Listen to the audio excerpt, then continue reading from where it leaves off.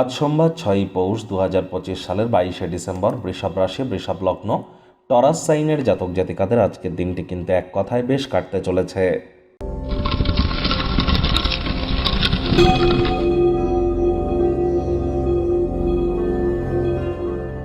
ভিডিওটির শুরুতেই স্ক্রিনে আপনারা দেখতে পাচ্ছেন নবগ্রহ বীজমন্ত্র।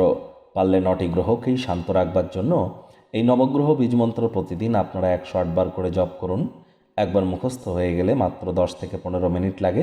এটি মনুষ্য জাতের সৃষ্টি নয়, স্বয়ং ব্রহ্মদেবের সৃষ্টি, যা কখনো অনর্থ হতে পারে না।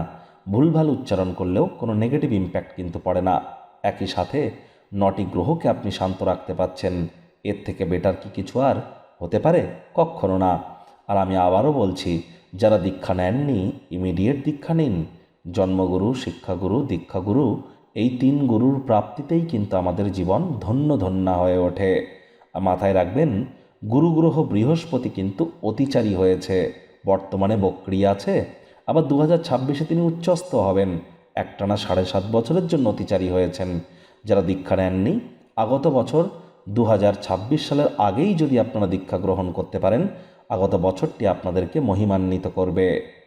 ভাগ্য মিটার আজ আপনাদের বলছে 7 আউট অফ 10 ভাগ্য আপনাদের অনুকূলেই থাকবে। তবে কর্মজাগতিক ক্ষেত্রে আপনাদেরকে একটু সাবধানতা অবলম্বন করেই চলতে হবে। কায়িক পরিশ্রম হলেও শরীর মনে সতেজতা এবং তরতাজাই আপনারা অনুভব করবেন। দীর্ঘদিনের পুরনো রোগশোক, অসুস্থতা থেকে আজ মুক্তি পাওয়ার দিন, পরিত্রাণ পাওয়ার দিন।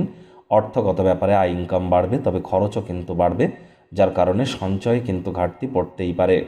চাকরিজীবীদের অফিসে কম কথা বলে কাজ বেশি করতে হবে।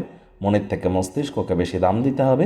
কোনো প্রকার অফিস পলিটিক্স বা গসিপিংয়ের অংশ যেন হবেন না। বসের কিন্তু কুনজরে আপনারা পড়ে যেতে পারেন।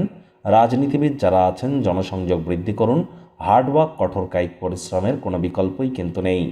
আজ কর্মক্ষেত্রে রেসপন্সিবিলিটি, দায়িত্ব, এগুলি কিন্তু বৃদ্ধি পেতে চলেছে। শিক্ষার্থী বিদ্যার্থীরা যে কোনো প্রকার পরীক্ষা প্রতিযোগিতায় সফলতা অর্জন করবেন।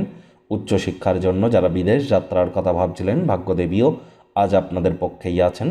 সন্তান সন্ততি থেকে থাকলে তারাও তাদের কৃতিত্বের দ্বারা আপনাদেরকে গর্বিত অনুভব করাবে। হাউস ওয়াইফদের জন্যও দিনটি এক প্রকার বেশ।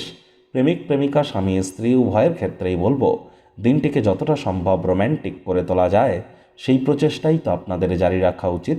অবিবাহিতদের বিবাহের যোগ পরিলক্ষিত হচ্ছে। যারা প্রেমে পড়েননি তাদের জীবনে তাদের জীবনে কিন্তু স্বপ্নের নারী বা পুরুষের আগমন আজ ঘটতেই পারে। একটু প্রচেষ্টা আপনাদেরকেও করতে হবে। আজ টাইম ম্যানেজমেন্ট সম্পর্কে জ্ঞান বৃদ্ধি করুন। মানুষজনের সঙ্গে কথাবার্তা বলার সময়ের দিকে কিন্তু নজর রাখবেন। আজ আপনারা অবশ্যই অর্থ তো গুরুত্বপূর্ণ উপাদান, তবে সম্পর্কগুলি তার থেকেও কিন্তু বেশি গুরুত্বপূর্ণ।